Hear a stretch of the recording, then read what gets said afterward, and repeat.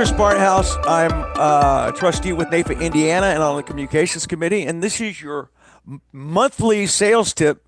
For the sales tip today, I am joined by the legendary Harley Gordon, founder of CLTC, incredible educator in the financial services industry, former elder law attorney, but as he pointed out, he realized he could solve a lot more problems earlier by working with financial services. We met again at the Intercompany Long-Term Care Insurance Conference earlier this month, and he graciously agreed to give us our April sales tip. So welcome to NAIFA-Indiana, Harley. Well, Chris, thank you very much. Thanks for the introduction. In the 2 or 3 minutes that we have, I want to introduce the insurance and financial advisors that are members, obviously, of NAIFA to a very interesting question. Does it make sense to proactively bring up a subject to clients who've had no prior experience and don't find the subject interesting? That is the title, if you will, or the whole focus of this time I have with you today. And that is giving insurance and financial professionals compelling reasons to proactively discuss with clients the subject of long-term care. So starting with this, one of the perhaps the most serious subjects that older clients will likely face is the subject of long-term care or extended care. It is a subject that directly impacts not necessarily the client, but those people he or she have made a lifetime commitment to both protect and provide for their family. And you do that with their portfolio. The question presented today is whether the advisor or the insurance professional believe the subject is important enough to be discussed with clients, regardless of whether the event has been raised by the clients. So that is the question. Should the advisor discuss the subject of long-term care proactively or wait for the client to bring it up? In my world, the answer is an unqualified yes, because of a little discussed fact. The subject of long-term care directly impacts the advisor and insurance professional's business model. Give you a second to digest that. So if their business model is to take assets entrusted to them, have them grow in a fiduciary manner, so at some point in the future, they'll be available to generate predictable streams of income, the subject of long-term care directly undercuts that objective. Here's why.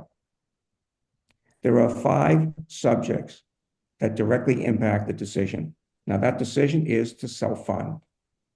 So here's some things that may not have been discussed, you may not have thought of. First, using assets from the portfolio, which I, by the way, call capital. A portfolio is a capital asset. The purpose is one, to generate predictable streams of income. Using that capital creates unnecessary taxes. For example, you have increase in value of stocks, the value of that placed on a death tax return, receive a free step up, no tax due to the family. If you use it to pay for care, there's the unnecessary taxes. Market timing. What, for example, if your client needed care in 2008? The market was down, the portfolio was down, but it's an unactualized loss. Using that capital to pay for care actualizes the loss. Liquidity. I had 2 very successful businesses. I didn't have 2 nickels to put together. That was all tied up in the equity. One of the reasons, by the way, just as an aside, I bought a whole life policy. I became my own bank. But where are you going to get the assets to pay for care that you said you can self-fund? And you can, but let's say it's in real estate. Can you afford to pay it? By that, I'm talking about the unnecessary taxes. What if that property is generating income that the family lives on? That's gone. These pauses are intended to have you think through giving a simple answer as they can self-fund it.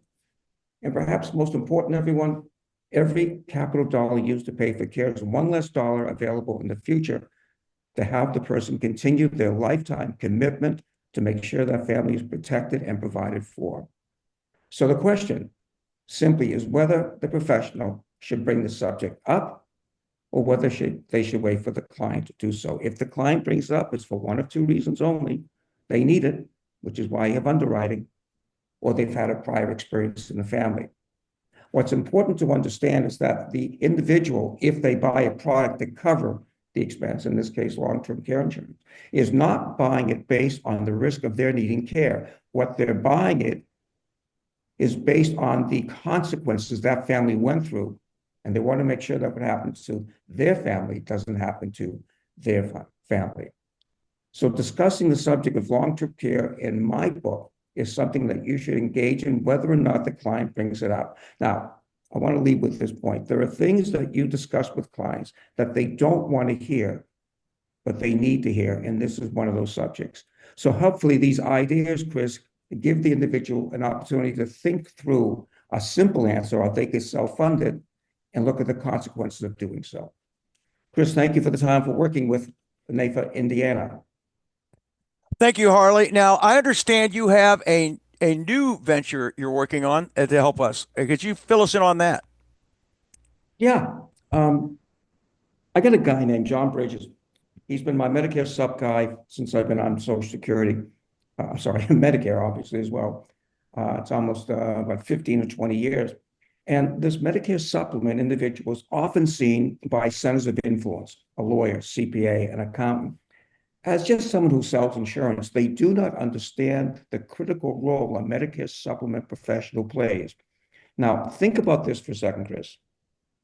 When a client asks the Medicare sup professional, what do you think I should do? They're asking for their opinion, which means they trust the advice being given. So we have two courses. One, Medicare Medicare Masters, and that is for the financial advisor who's older, who's being asked questions constantly by their older clients about Medicare, and they can't spell Medicare. So that subject, that course, focuses on how Medicare operates, creating the opportunity to transition to a conversation about three subjects that impact the family: IRMA, which is a surtax on Medicare Parts B and Part D; long-term care, which impacts, as I mentioned, the business model of the advisor and the insurance professional; and the use of annuities by simply asking, are you happy with the return that you're getting? Now, the other course is the Certified Medicare Supplement Professional, and that takes the individual's knowledge of Medicare and uses it and uses that trust given to them to transition to the same subjects. So we show them how to discuss IRMA, long-term care, and annuities. The point is, we give them an opportunity to go outside what they were taught. That is simply sell a Medicare supplement, be available for next year, do an open season. But think about this, Chris. We give them the knowledge that they need to take that trust which has been given to them and turn it into increased production. So we're very proud of that. We've got terrific feedback from the industry. And Chris, I appreciate you giving me an opportunity to discuss it.